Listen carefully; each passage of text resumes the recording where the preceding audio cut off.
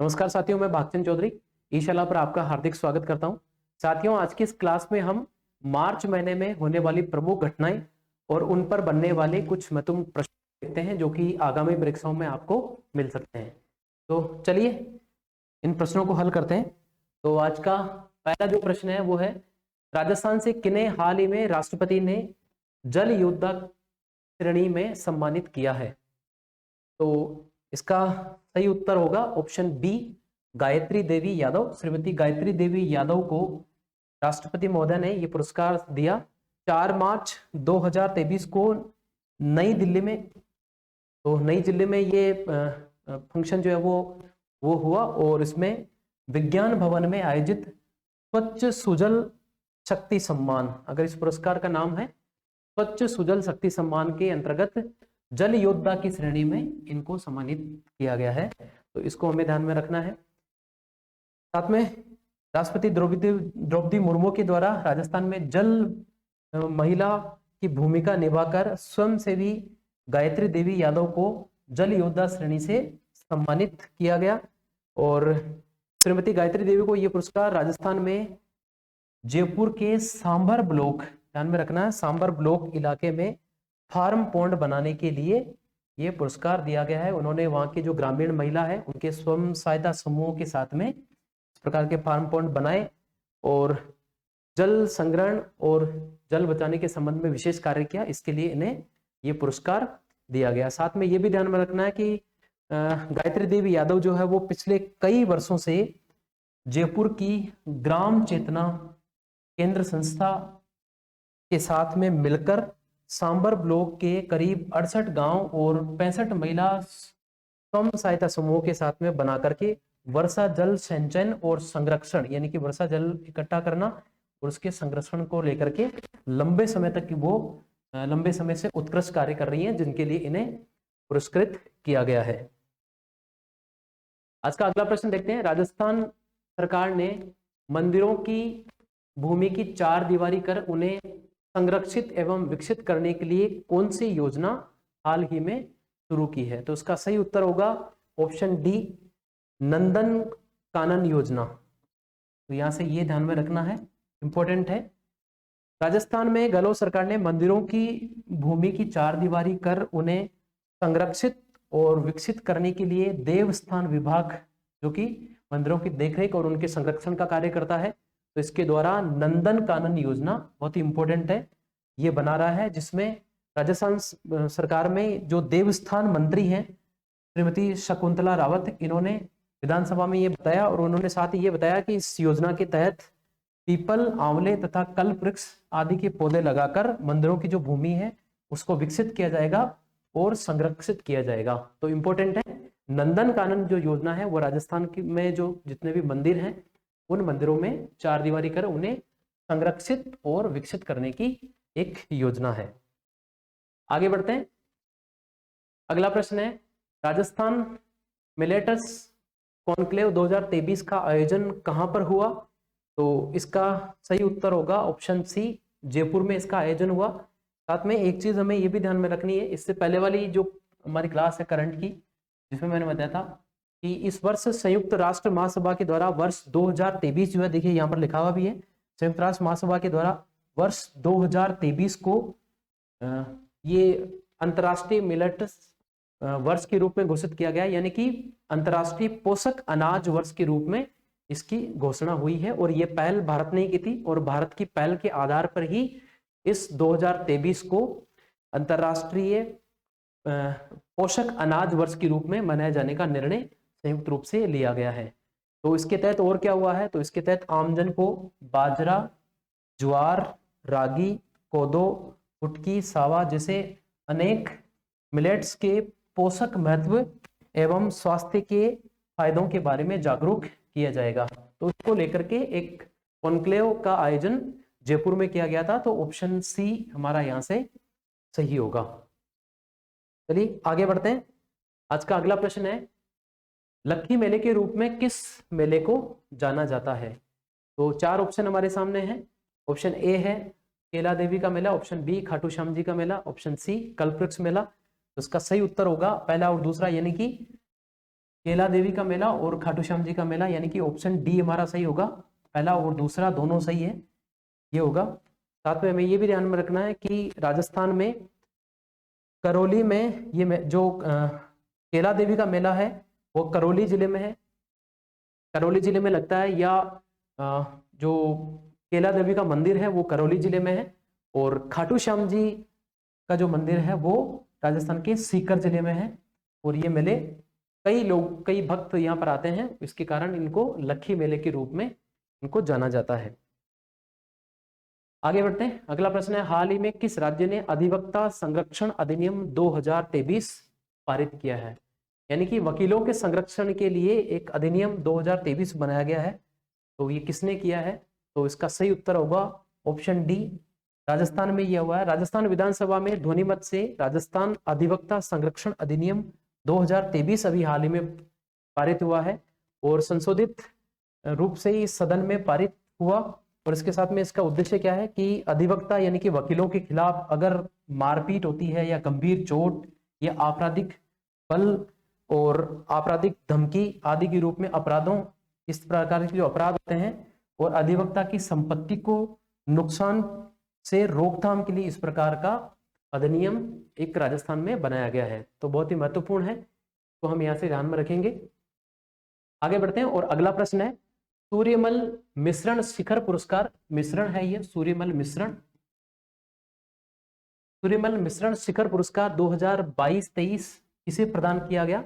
तो इसका सही उत्तर है ऑप्शन डी, मधु आचार्य आशावादी। एक फोटो भी आप इनका यहाँ पर देख सकते हैं। इनको वर्ष 2022-23 के लिए 71,000 रुपए का सूर्यमल मिश्रण शिखर पुरस्कार इनको दिया गया है।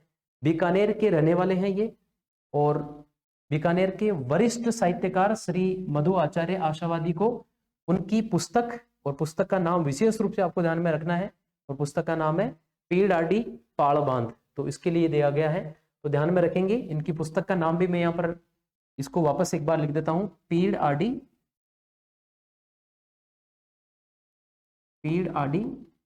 पाड़ बांध, ये इनकी रचना है, जिसके लिए उनको सूर्यमल मिश्रण शिखर पुरस्कार 2022-23 से नवाजा गया है। आगे बढ़ते हैं, अगला प्रश्न है, बीकानेर में 27 से 29 मार्च 2023 को आयोजित किसान मेले की थीम क्या थी? 3 दिवसीय ये मेला था जो कि बीकानेर में आयोजित किया गया, और इसकी जो थीम थी इस मेले की वो थी पोषक अनाज समृद्ध किसान। इस पोषक अनाज से ही एक प्रश्न अभी पहले भी हमने चर्चा की थी उस पर भी, क्योंकि वर्ष 2023 को अंतर्राष्ट्रीय पोषक अनाज वर्ष के रूप में मनाया जा रहा है। तो यहाँ पर ये जो मेला है इसकी थीम भी पोषक अनाज को लेकर के थी, पोषक अनाज और समृद्ध किसान।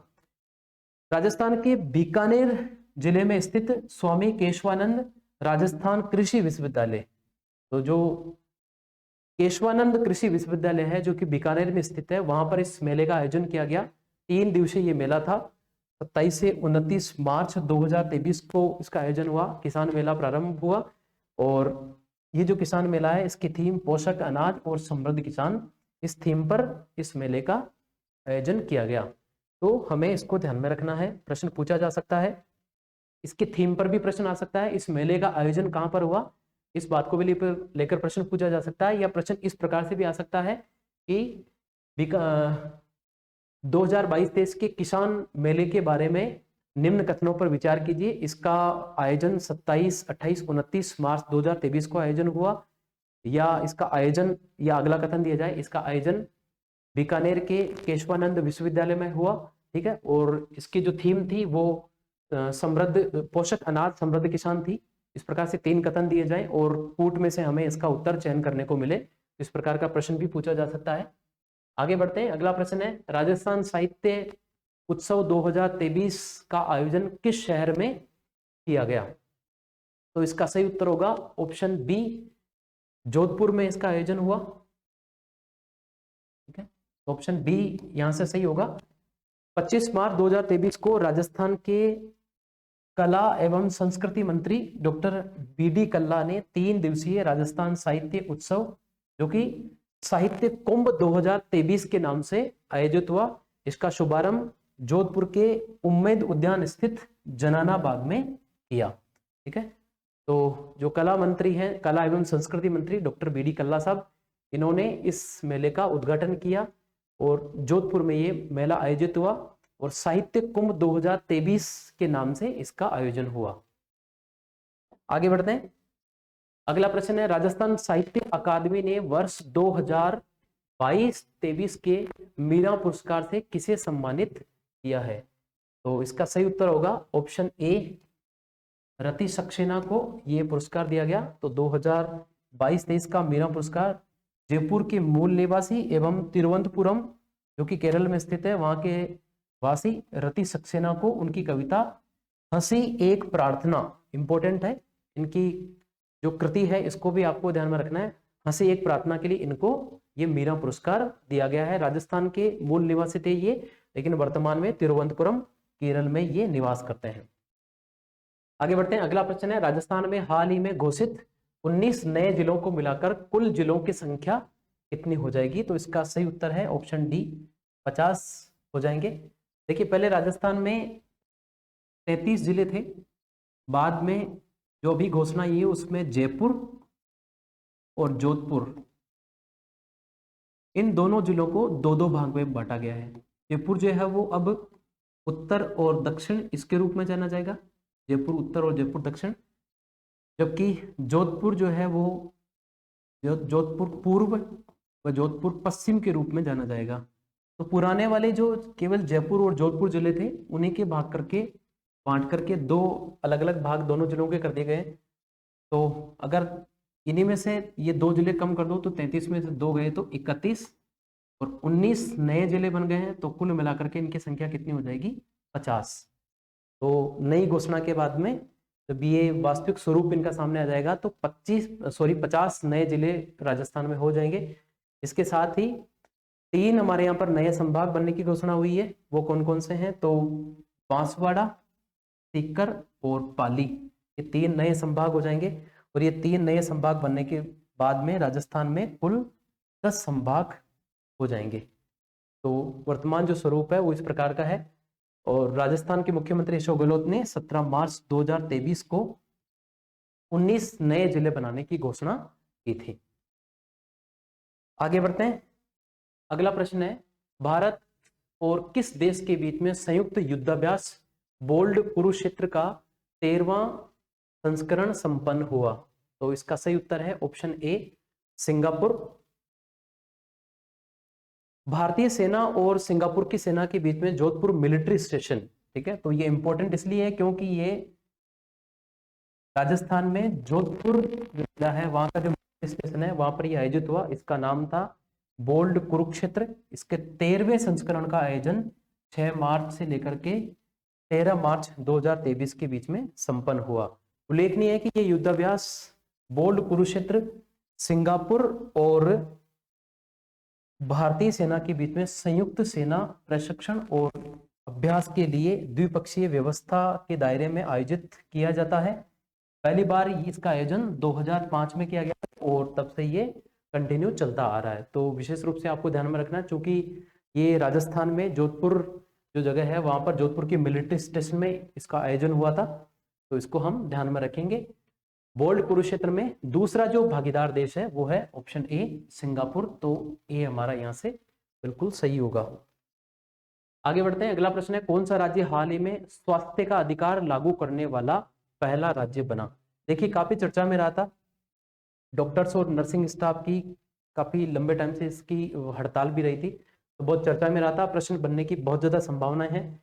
तो ऑप्शन बी यहाँ से सही होगा कि स्वास्थ्य का अधिकार लागू करने वाला देश का पहला राज्य राजस्थान है।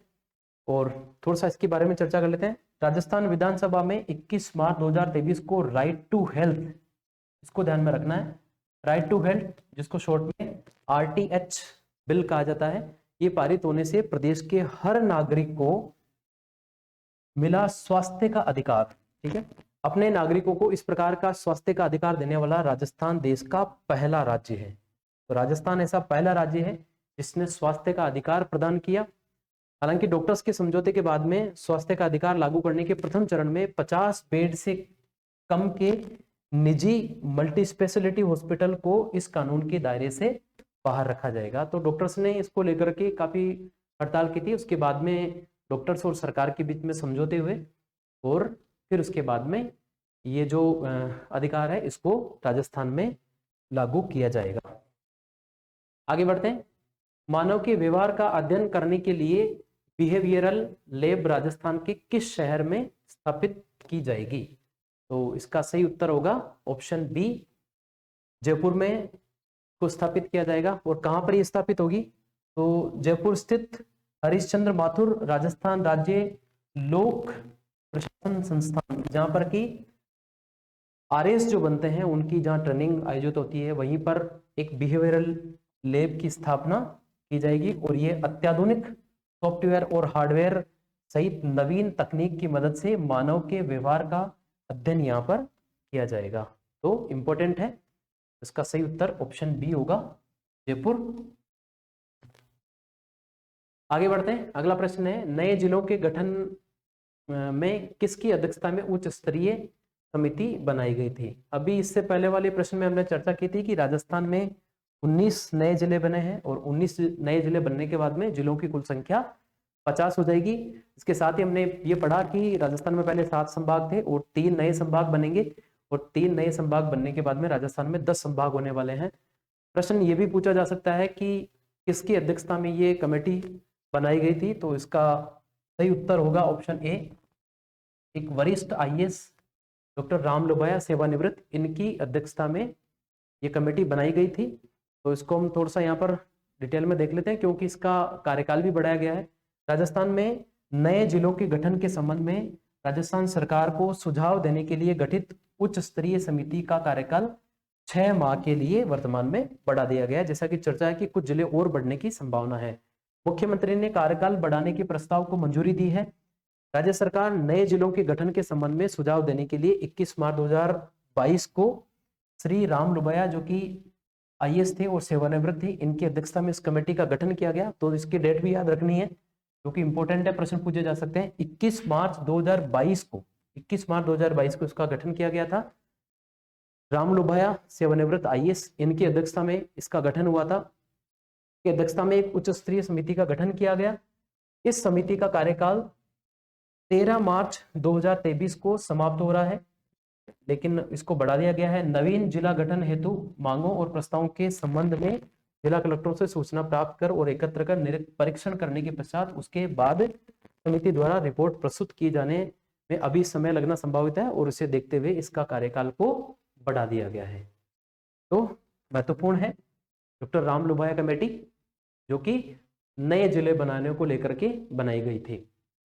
आगे बढ़ते हैं। अगला प्रश्न है, डॉक्टर सविताबेन अंबेडकर योजना के अंतर्गत अंतर जातीय विवाह प्रोत्साहन राशि को बढ़ाकर वर्तमान में कितना किया गया है?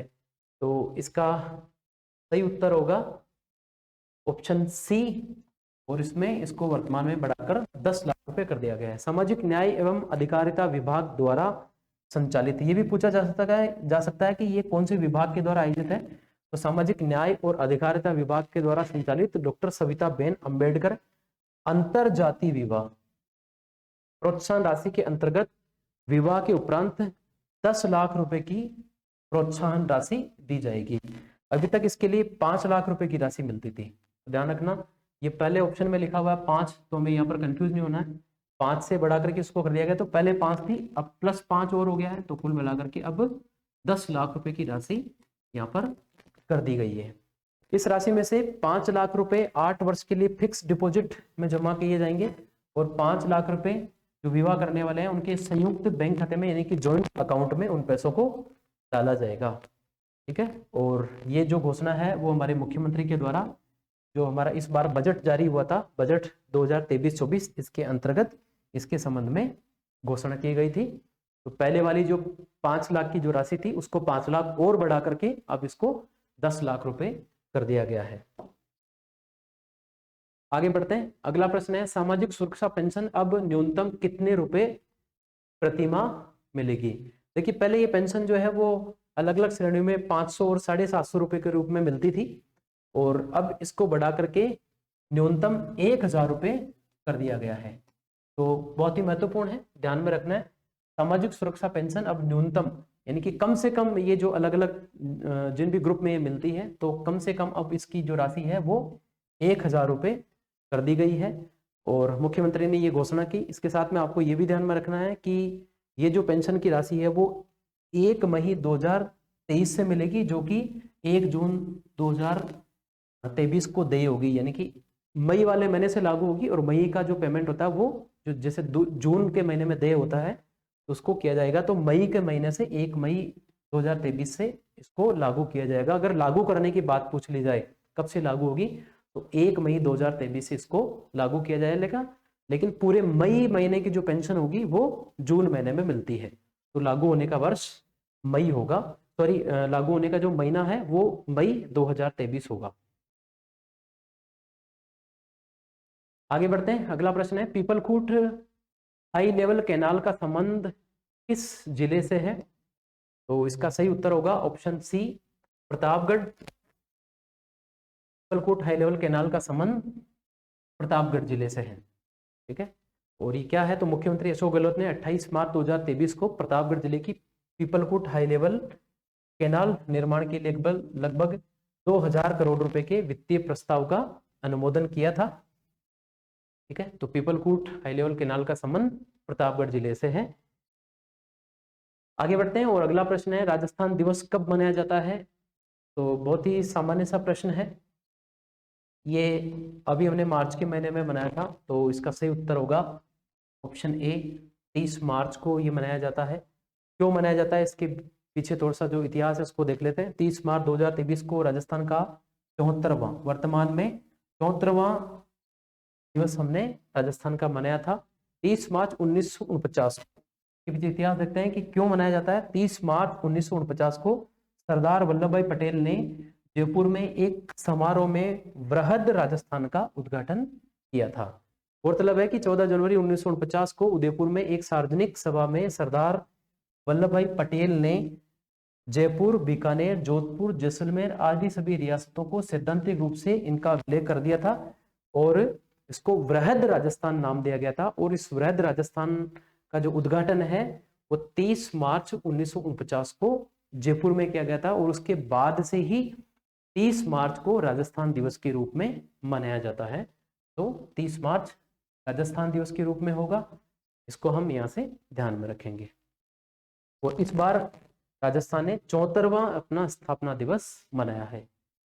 आगे बढ़ते हैं, अगला प्रश्न है, राजस्थान पशुधन विकास बोर्ड के अध्यक्ष कौन है? तो इसका सही उत्तर होगा डॉक्टर राजेंद्र सिंह सोलंकी, यानी कि ऑप्शन ए हमारा सही होगा। इन्हें राजस्थान पशुधन विकास बोर्ड का अध्यक्ष बनाया गया है। आगे बढ़ते हैं, अगला प्रश्न है, राजस्थान के किस शहर में सूचना आयोग की बेंच स्थापित होगी? सूचना आयोग की बेंच कहां पर स्थापित होगी? तो यह है ऑप्शन डी, जयपुर में, यानी कि जो पहले इसका जो मुख्य कार्यालय है वो जयपुर में है, लेकिन वर्तमान में जो सूचना आयोग की एक और बेंच है वो जोधपुर में स्थापित किया जाना भी प्रस्तावित हुआ है। तो सूचना के अधिकार यानी कि आरटीआई के प्रभावी क्रियान्वयन के लिए अब जोधपुर में सूचना आयोग की बेंच स्थापित होगी। मुख्यमंत्री श्री अशोक गहलोत ने 30 मार्च 2023 को राजस्थान को बेंच की स्थापना के प्रस्ताव का अनुमोदन किया, ठीक है। तो इसके बाद में अब एक नई बेंच जोधपुर में भी इसकी गठित हो जाएगी। तो इस प्रकार से आज मार्च महीने में जो प्रमुख घटनाक्रम हुआ उसको लेकर के कुछ करंट के प्रश्नों को हमने डिस्कस किए, जो कि आगामी परीक्षाओं में आपको देखने को मिल सकते हैं। जानकारी अच्छी लगी हो तो अपने दोस्तों के साथ में शेयर कीजिए और हमारे चैनल को सब्सक्राइब कीजिए, लाइक कीजिए, कमेंट कीजिए। Thank you.